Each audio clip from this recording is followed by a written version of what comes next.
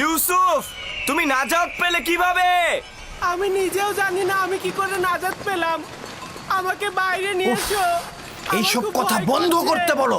আমাকে বাইরে নিয়ে এসো। গত রাত কিভাবে কেটেছে তোমার? অনেক ভয় পেয়েছিলাম, বাধ্য হয়ে জীবজন্তুর পাশে ঘুমাতে হয়েছে আমার। কিভাবে পারলে আমাকে এই অবস্থায় রেখে যেতে? কিভাবে পারলে? আমার ভাই হয়ে তোমরা এই অন্ধকার কূপের মধ্যে আমাকে রেখে নিশ্চিন্তে কি করে ঘুমালে? এইটা ছাড়া আর কোনো উপায় ছিল না আমার।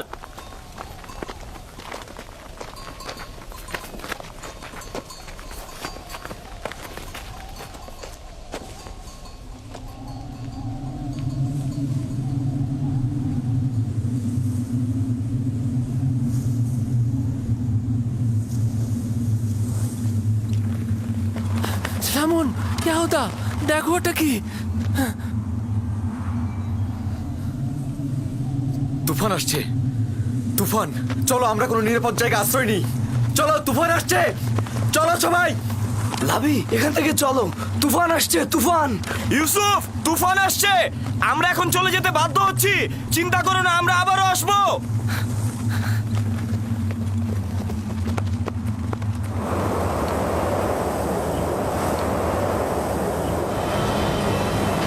লাবি!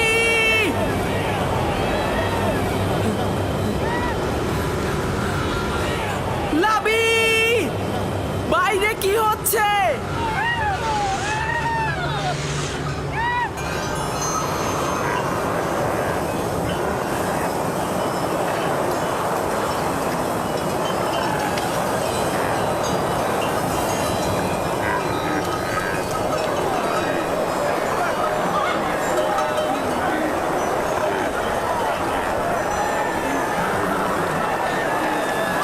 কাফেলারা তোমরা ছড়িয়ে ছিটিয়ে যাবে না, সংঘবদ্ধ থাকো।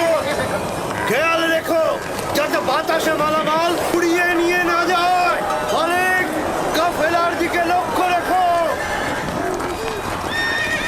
তোমরা সবাই কাছাকাছি থাকো, একজন আরেকজনের কাছ থেকে বিচ্ছিন্ন হয়ে যেও না। ঘোড়াগুলোর লাগামটা শক্ত করে ধরে রাখো।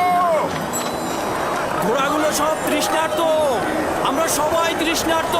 সামনে একটা কূপ থাকার কথা, কিন্তু সেটা আর কত দূরে? আর বেশি পথ বাকি নেই, তোমরা একটু ধৈর্য ধরো।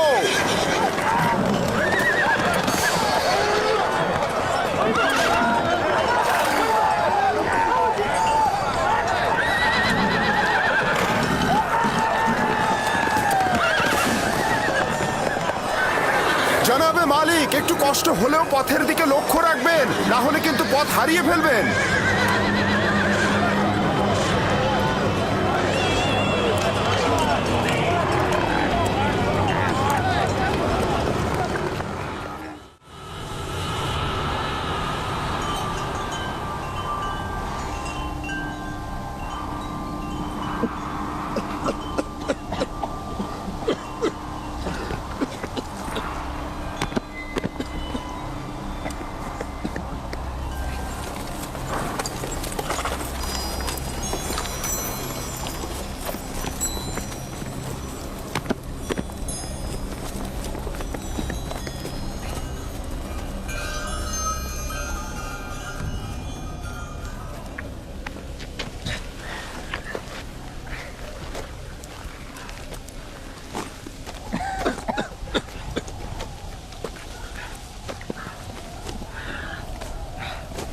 তুফান থেমে গেছে।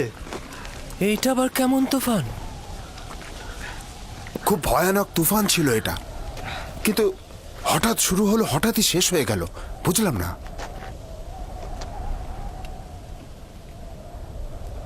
এটা কোথায় ফালিক?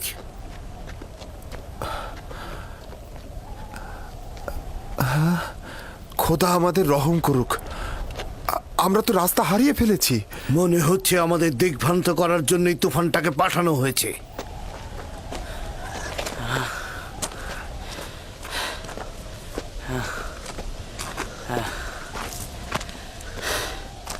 কিছুই বুঝলাম না, হঠাৎ করে তুফান শুরু হয়ে গেল, আবার দেখতে দেখতে চলেও গেল।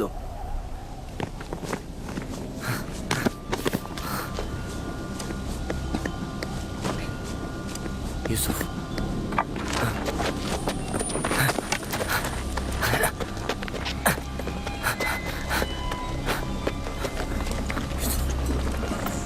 এখন কি করব? ঠিক জানি না, আমি আসলে এই জায়গা চিনি না।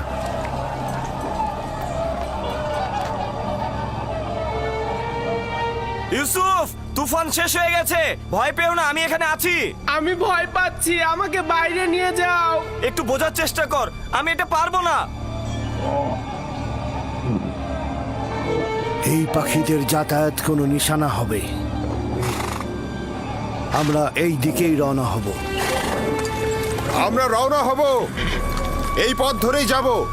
সবাই প্রস্তুত হও। আমরা কিভাবে জানবো যে আমরা সঠিক পথেই যাচ্ছি? আমাদের তো একদিকে রওনা হতেই হবে। আমি পূর্বপুরুষ ইব্রাহিমের উপর তাওয়াক্কুল করেছি।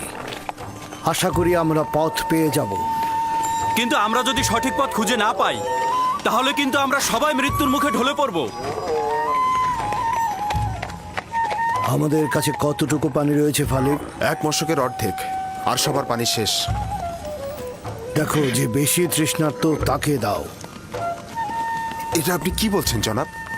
এই পানিটুকু শেষ হলে আমাদের মৃত্যু অবধারিত। জীবন যেমন একসঙ্গে, মৃত্যু একসঙ্গে। পানি সকলের জন্যে, যদি না থাকে তাহলে কেউ পাবে না। এটা একদমই ঠিক নয়। এই সময় এসে তুমি নিজের কথা ভাবছো।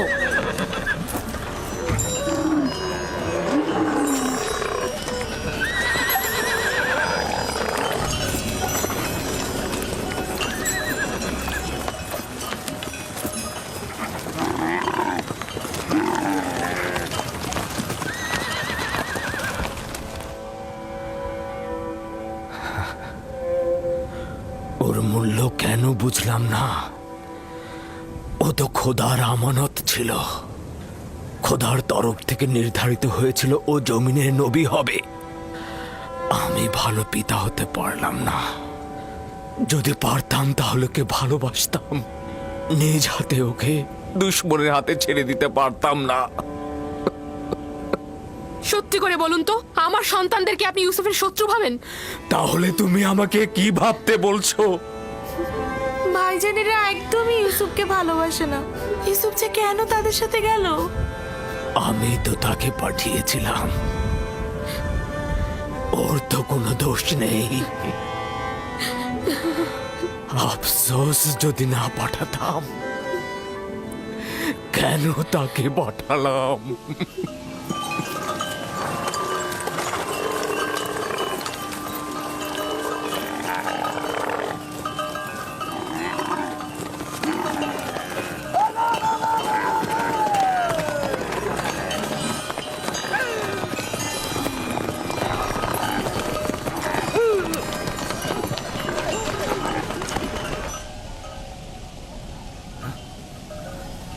একটু সবুর করো, দেখি শব্দটা কিসের।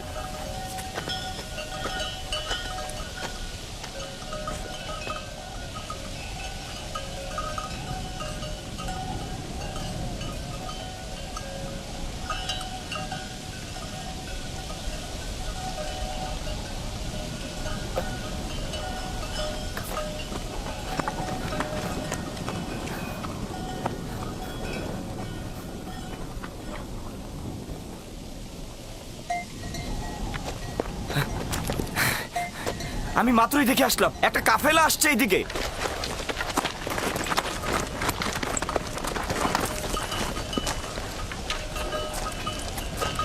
সত্যিই তো এদিকে আসছে।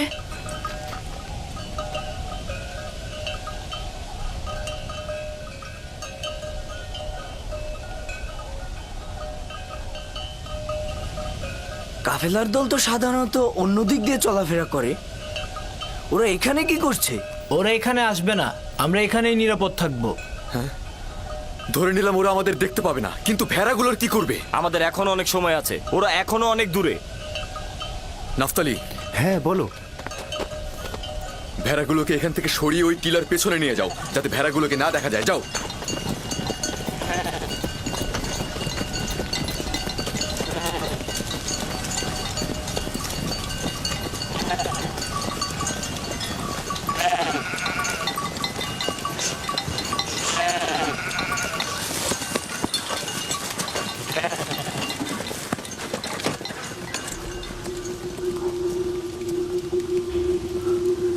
এইখানেই থাকি আমি, ভেড়াগুলোকে আর দেখতে পারবে না। আমি টিলার কিনারায় ওই নির্জন বৃক্ষটাকে চিনি। ওইটা কেনানের পাথুরি এলাকা। ওই বৃক্ষের তলে একটা পানির কূপ রয়েছে। যদি অনুমতি দেন তাহলে এই সংবাদটা সবাইকে দেই। ফায়দা নেই, ওই কূপের পানি লবণাক্ত। আপনি নিশ্চিত ওই কূপের পানি লবণাক্ত? বেশ কয়েকবার আমি পথ অতিক্রম করেছি। এই কূপের পানি জীবজন্তুর জন্য উপযুক্ত নয়। কিন্তু পানি না পেলে কাফেলার সবাই মারা পড়বে, কিছু একটা করুন। আমাদের এখন কাজ হচ্ছে যত তাড়াতাড়ি সম্ভব রওনা করা, পরবর্তী কূপের কাছে তাড়াতাড়ি পৌঁছানো। কাফেলারদের যদি বাঁচাতে চাও তাহলে দিনের আলোর মধ্যেই পৌঁছাতে হবে। চলো, রওনা করো। সবাই রওনা হও, আমাদের খুব দ্রুত যেতে হবে।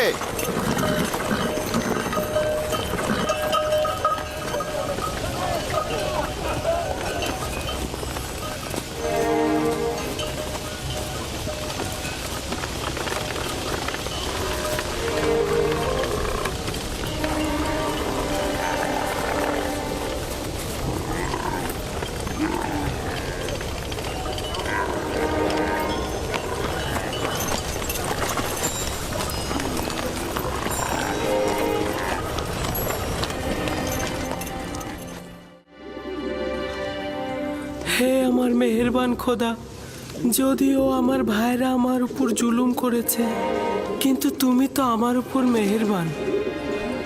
আমাকে এই গভীর কূপ থেকে নাজাত দাও। আমি অঙ্গীকার করছি, যদি নাজাত পাই পুরো জিন্দেগি তোমার ইবাদত করে কাটাবো এবং সব সময় তোমার ফরমানে অনুগত থাকবো।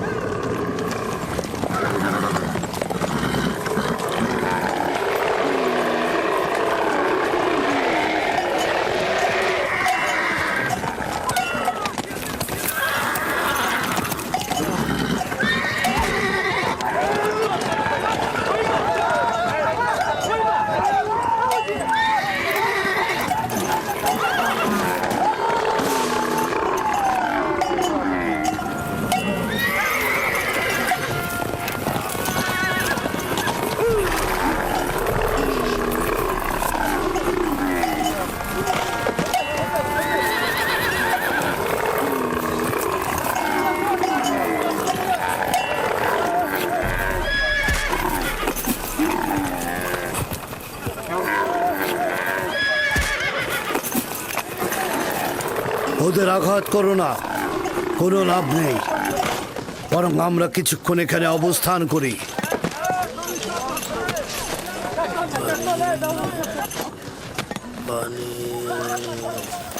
রহস্য কি? ওরা পানির ঘ্রাণ পেয়েছে। জীবজন্তু তো আর বোঝে না যেটা লবণাক্ত পানি। আমার মনে হচ্ছে এখানে অন্য কোনো ব্যাপার আছে। প্রাণীগুলো এমন করছে কেন? পানি, একটু পানি খাবো, আমাকে একটু পানি দাও, পানি।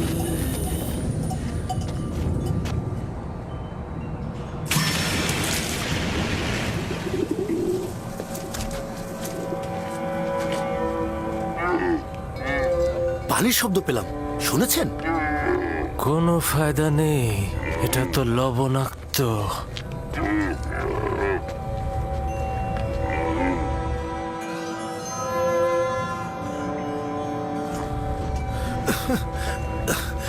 আমাকে একটু পানি দাও, আমি পানি খাবো, পানি দাও, দাও একটু পানি। এই কূপের পানি কি সত্যিই খাবার উপযুক্ত নয়? এই বৃদ্ধ লোকটি খুবই অসুস্থ হয়ে পড়েছে জনাব। আমরা এখান থেকে কিছু পানি উত্তোলন করি, আর কেউ না হোক প্রাণীগুলো তো খেতে পারবে। শুধু শুধু নিজেকে কষ্ট দিও না, বললাম তো এটা লবণাক্ত। তুলে দেখি না কি হয়। যা ইচ্ছা করো। বালতি নিয়ে এসো।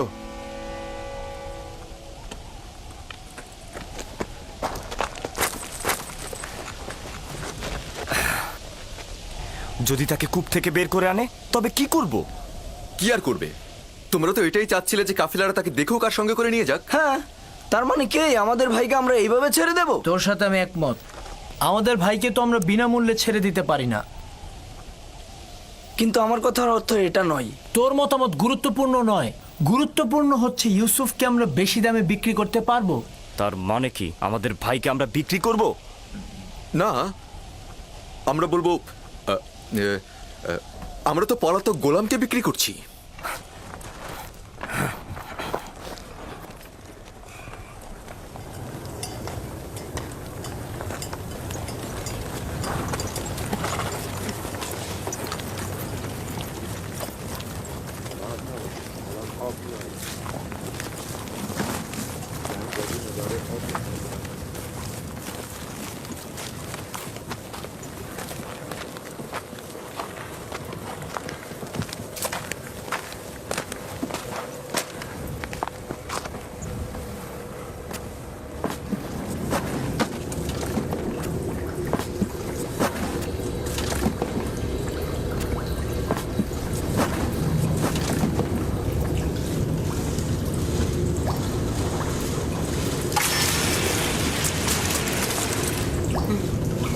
আমি এটাতে করেই উপরে উঠবো।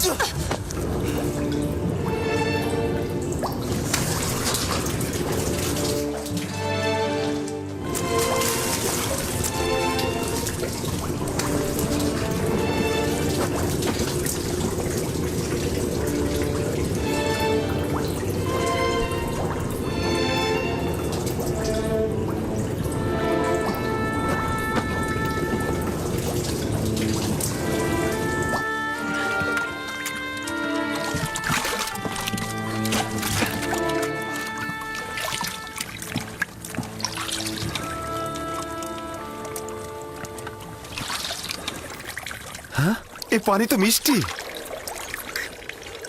হ্যাঁ, তাই তো। এই পানি তো লবণাক্ত নয়। এই পানি লবণাক্ত নয় জানাবে মালিক, এই পানি লবণাক্ত নয়, এই পানি মিষ্টি। এই পানি আমরাও খেতে পারবো।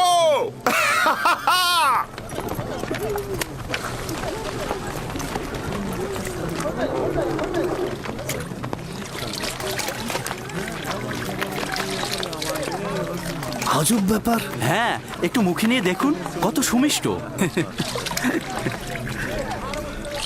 এটা একটা আজব ঘটনা।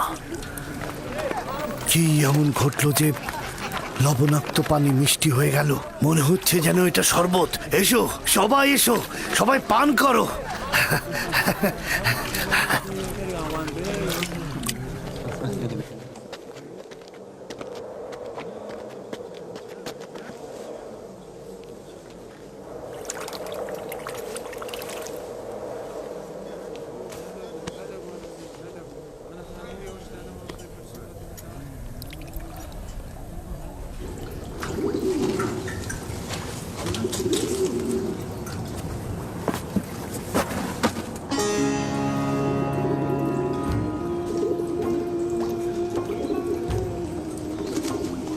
তুমি হলে বান্দাদের নাজাতের প্রতিনিধি, আর এরা হলো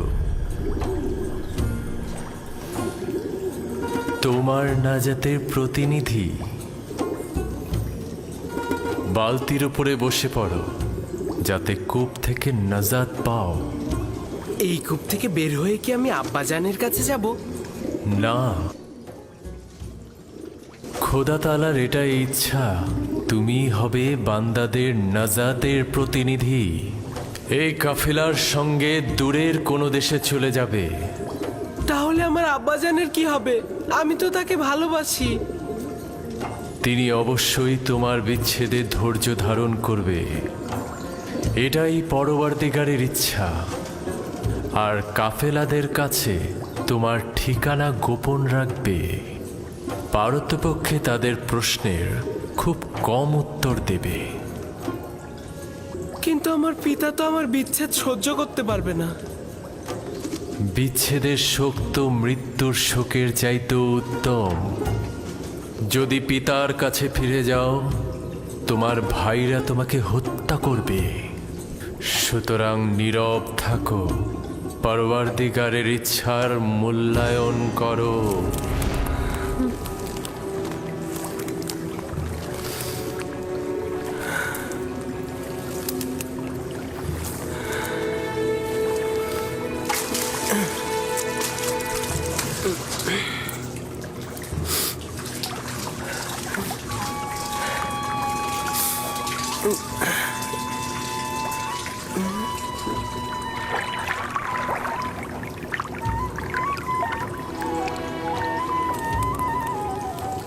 তুমি হলে বান্দাদের নাজাতের প্রতিনিধি। এই আমাকে একটু সাহায্য করো। এটা তো ভারী হলো কি করে?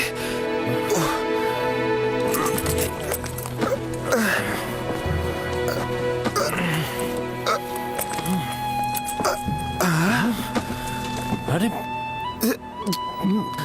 আরে এই বালতির মধ্যে এটা কি? জানাবে মালিক, তুমি কি ফেরেশতা না ইনসান? ওঠো।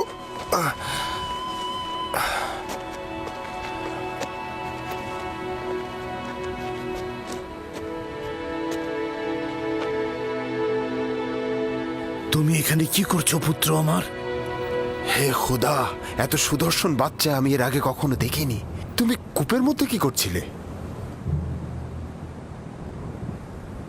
কারো জন্য অপেক্ষা করছিলে?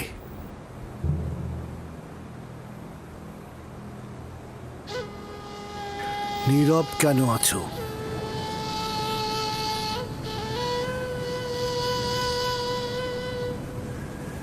আমার ভাষা বুঝতে পারছো না নাকি ভয় পেয়েছো?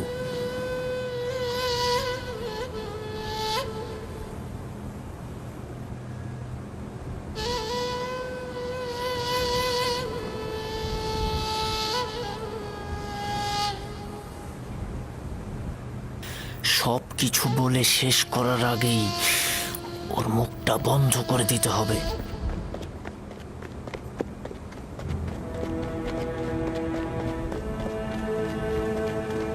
শোনো, আমিও ইব্রানি বংশের সন্তান। তুমি আমাদের দেখে ভয় পেও না বালক। ভয় পেও না পুত্র আমার। এখানে কেউ তোমাকে আঘাত করবে না। কথা বলো, তোমার নাম কি? ইউসুফ। কি আশ্চর্য, তাহলে তো তুমি কথাও বলতে পারো। হ্যাঁ, বলো তো দেখি, কোন শহরের অধিবাসী তুমি? কোন গোত্রের? কার সন্তান? আমি বলবো না। আমি চাই না তাদের কাছে ফিরে যেতে। তারা আমাকে পেলে হত্যা করবে। তার মানে তোমার আত্মীয়গণ তোমাকে হত্যা করতে চেয়েছিল? ওরাই আমাকে এই কূপে ফেলে দিয়েছিল। কিন্তু কি করা যাবে, তোমাকে তো ফিরতেই হবে। আমাকে তোমাদের সঙ্গে নিয়ে যাও। আমি বাড়িতে ফিরতে চাই না। তোমার পিতামাতার তাহলে কি হবে? না, আমি পারবো না তোমাকে নিয়ে যেতে। তাহলে আমাকে অনুমতি দাও, আমি এমন জায়গায় চলে যাই যেখানে আমাকে কেউ খুঁজে না পায়।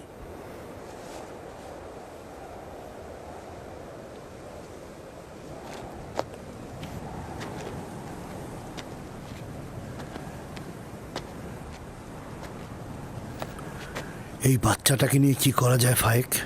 আমি চাই ওকে নিয়ে যেতে। ওর পরিবার যদি সত্যি ওকে চাইতো তাহলে কূপের মধ্যে ফেলতো। এই মাসুম চেহারা কখনো মিথ্যা বলতে পারে না। প্রকৃতপক্ষেই যদি তার জান হুমকিতে থাকে, তার জান রক্ষা করা জরুরি। ও গোলাম হিসেবেও দামি হবে। আপনি কি বুঝতে পারছেন মালিক? ওকে বিক্রি করলে কি পরিমাণ টাকা পাওয়া যাবে? আমাকে বিক্রি করে ফেলো। আমাকে গোলাম হিসাবে, দাস হিসাবে তোমরা বিক্রি করো। শুধু আমাকে এখান থেকে নিয়ে যাও। এই চেহারা দাসের নয়। তাকে নিতে হলে গোপনে নিতে হবে, কেননা তার পরিবার তাকে ছিনিয়ে নিতে পারে। যদি চাও তাহলে তোমাকে আমরা নিয়ে যেতে পারি, কিন্তু তোমাকে লুকিয়ে নিয়ে যেতে হবে, আর সেজন্য আমাদের কৌশল অবলম্বন করতে হবে। পারবে? পারবো। আমরা এখানে কোনো বাচ্চা দেখিনি, ঠিক আছে? আমরা কোনো বাচ্চা টাচ্চা দেখিনি। এই মরুভূমিতে বাচ্চা কি করে আসবে? বাচ্চা কি এখানে থাকে নাকি? পর্যাপ্ত পরিমাণ পানি নিয়ে নাও, যত দ্রুত সম্ভব রওনা দেব।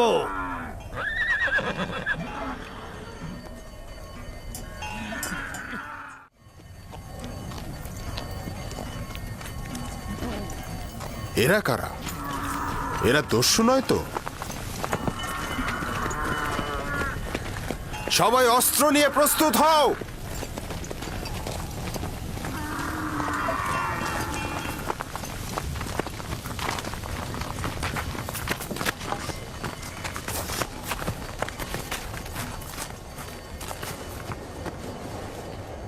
আমাদের গোলামকে তুমি কোথায় নিয়ে যাচ্ছ?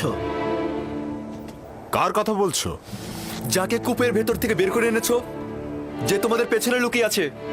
তোমাদের গোলাম কূপের ভেতর কি করছিল? সে নিজেকে কূপের মধ্যে নিক্ষেপ করেছে, আমরা তো করিনি। তাকে বাঁচাওনি কেন? আমরা তো তাকে বাঁচানোর জন্যই দড়ি আনতে গিয়েছিলাম। যাই হোক না কেন, সে এখন আমাদের গোলাম। কোনো প্রকারে যদি সে নিজে না চায় তোমাদের সাথে যেতে, তার এইটা করার কোনো অধিকারই নেই। গোলাম তার মালিকের ইচ্ছার অনুগত।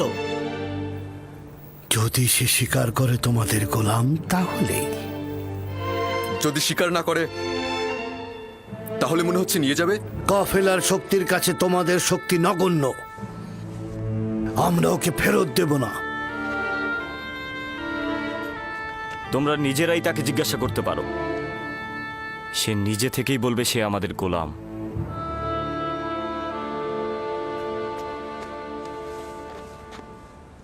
তুমি এদের ভয় পেও না, তোমার কোনো ক্ষতি করতে পারবে না এরা। শুধু বলো, তুমি কি এদের গোলাম? আমাকে মিথ্যা বলার শিক্ষা দেওয়া হয়নি।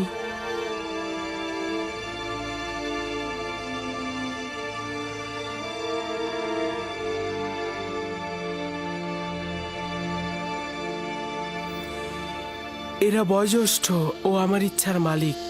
আমি তাদের কিনারায় বড় হয়েছি, তারা আমার অধিবাসী। শুনলে তো, সে নিজেই বলেছে সে আমাদের গোলাম। ওর কথায় এখনো কিছু স্পষ্ট হয়নি। তুমি নির্ভয়ে আমাকে বলো, তুমি কি এদের গোলাম?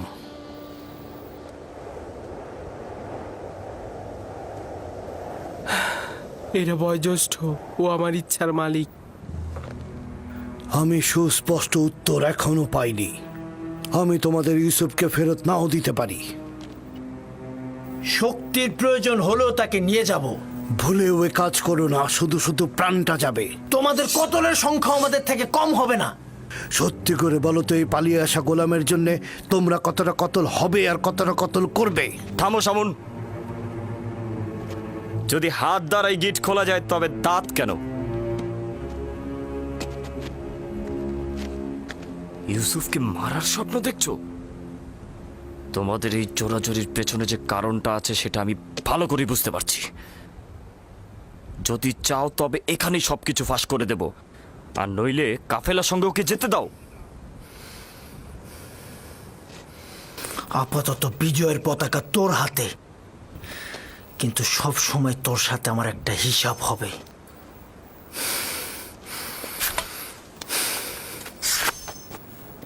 এই গোলামের মালিকানা পাওয়ার জন্যে আমার মনে হয় না কোনো রক্তপাতের দরকার আছে। ইউসুফের মালিক হব কি হব না সেটা পরের ব্যাপার।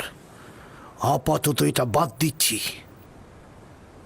তুমি কি তোমার মালিকদের সঙ্গে যেতে চাও?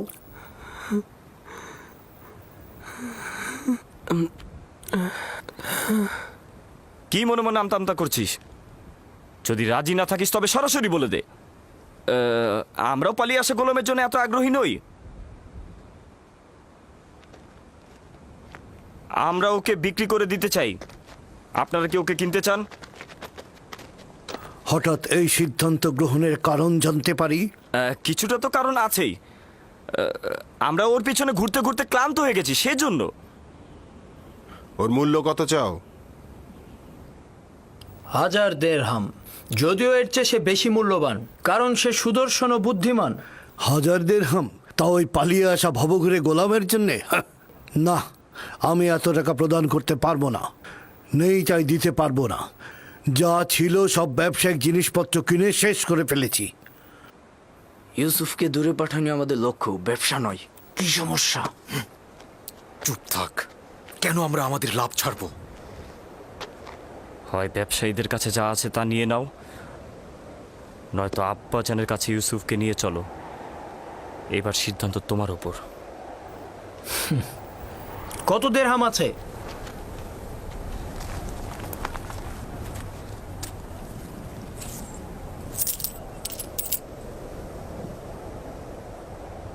সব মিলিয়ে 18 দিরহাম। জানি ইউসুফের জন্য এটা পর্যাপ্ত নয়। আমাদের এত ইউসুফকে বেশি দামে বিক্রি করার লোভ নেই। হ্যাঁ, ও তো অনেক সস্তা। দুনিয়াতে ওর কোনো মূল্যই নেই। এমনকি আমাদের ভেড়াগুলোর যে মূল্য আছে সেটা ওর নেই।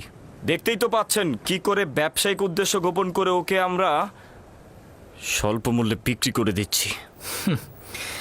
নিশ্চিত থাকো, এই উপহাসের জবাব তুমি নিশ্চয়ই পাবে। কি হলো?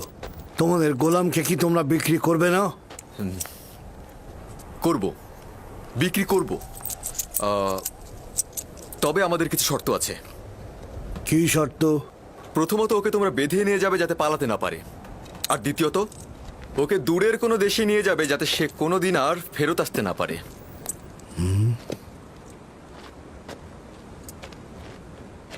যদি একবারের জন্য তোকে ক্যানানে দেখি আমি, তবে জিন্দা ফিরতে পারবি না।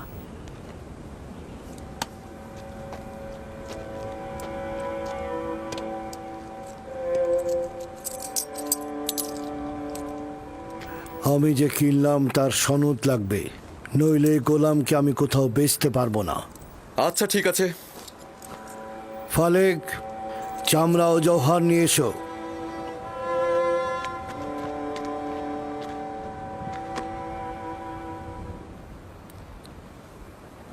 চিন্তা করিস না, এরা আমাদের চেয়ে উত্তম।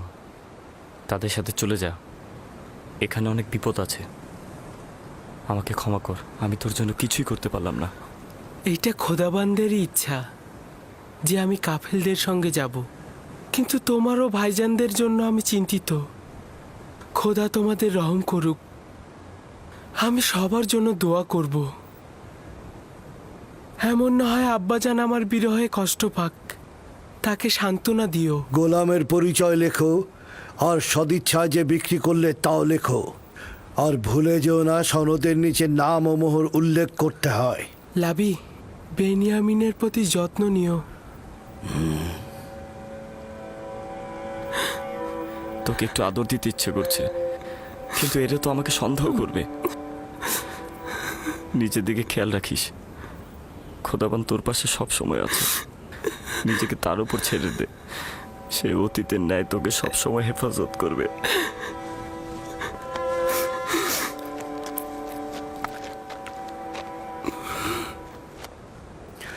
গোলামের হাত বেঁধে ফেলো।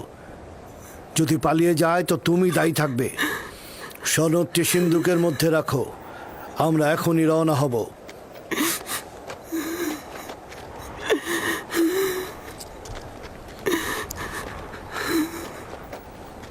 চলো যাই। যাব, তবে নিশ্চিত হয়েই আমাদের যেতে হবে।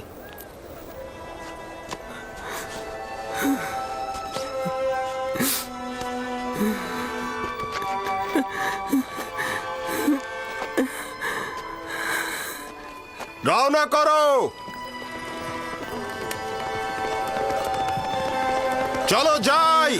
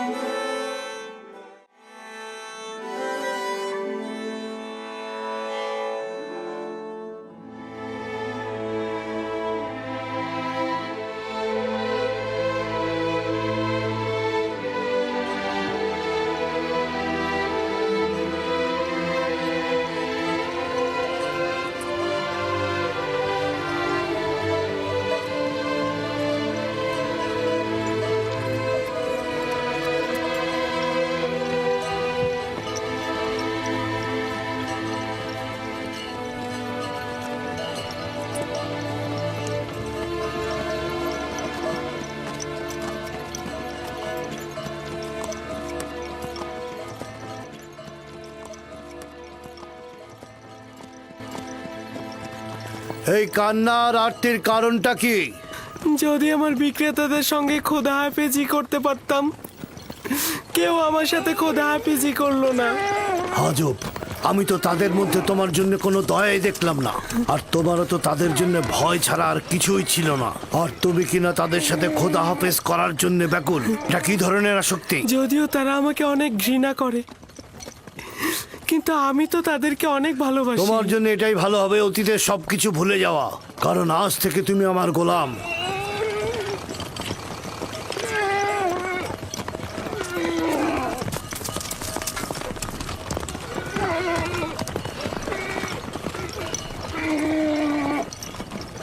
গোলামের বিক্রেতারা আমাদের অনুসরণ করছে না তো? জানি না কি ছলচাতুরি তার সঙ্গে করা হলো। না ওরা আমাদের সঙ্গে গোলমাল করতে চাইলো, না সহজে গোলামটাকে ছেড়ে দিল, আবার মাত্র 18 দিরহামে বিক্রিও করে দিল। আমিও ঠিক বুঝলাম না ওরা কি চাইছিল।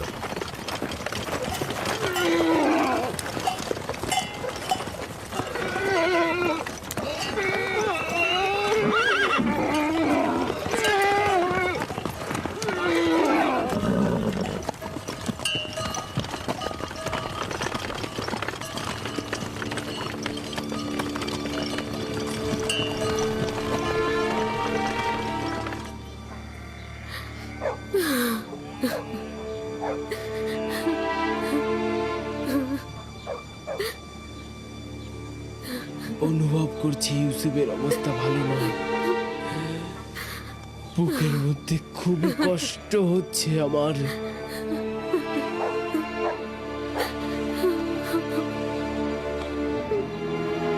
আরেকটা দিন শেষ হতে চলল। ইয়াকুব এখনো অপেক্ষায় বসেই আছে। যদি খোদাবন্ধ সদয় হন তো তবেই ইয়াকুব শান্ত হবে।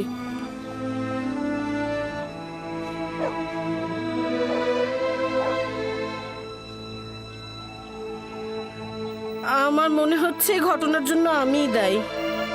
খোদাবন্দ আমাদের ক্ষমা করুক।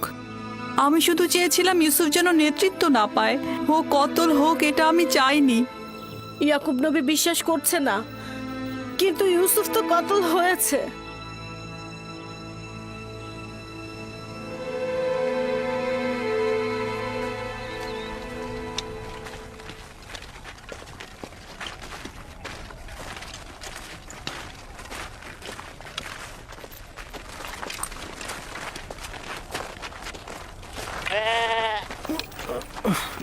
কি হলো?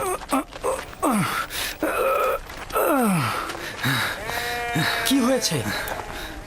হ্যাঁ,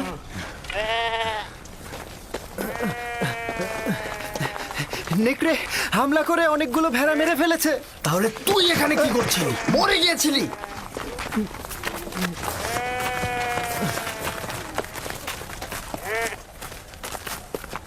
নেকড়ের সংখ্যা অনেক ছিল আর আমি সেখানে একা ছিলাম। কয়েক দিক থেকে আক্রমণ করেছে, এখানে আমার দোষটা কি? আজ পর্যন্ত নেকড়ে একটি ভেড়াকেও মারতে পারিনি, আজ এমন কি হলো? আরো অনেক কিছু ঘটবে। এখন থেকে আরো অনেক বালা মুসিবতের জন্য অপেক্ষা করো। একে একে আরো অনেক বাধার সম্মুখীন হব আমরা। এটা তো মাত্র শুরু, আরো কত বাকি আছে। নেকড়েগুলো যে আমাদের হামলা করেনি এটাই তো অনেক। আমি তোর কথা সহ্য করতে করতে ক্লান্ত হয়ে গেছি।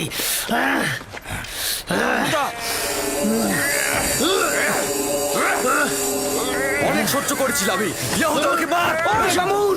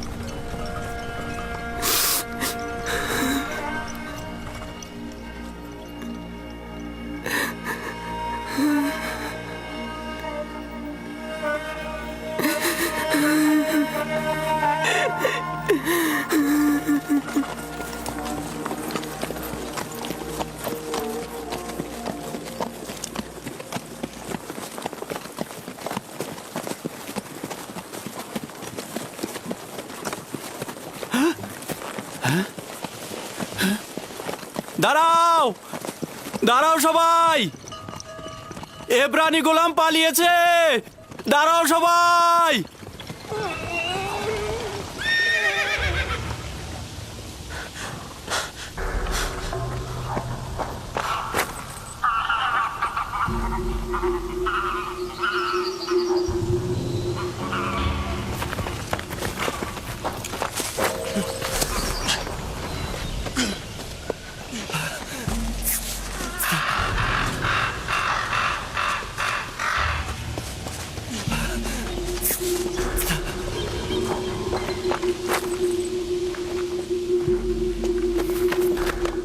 ইউসুফকে দেখেছো? ওই যে ওই বাচ্চাটার কথা বলছি। আমি তো দেখিনি ওকে। কখন নিয়ে আসলে? সঙ্গে করে এনেছিলাম, এখন দেখি ও নেই। তার সাথে তোমার কি কাজ? ফালেক ওকে আমার কাছে অর্পণ করেছিল, এখন যদি হারিয়ে যায় আমাকে কঠিন শাস্তি দেবে।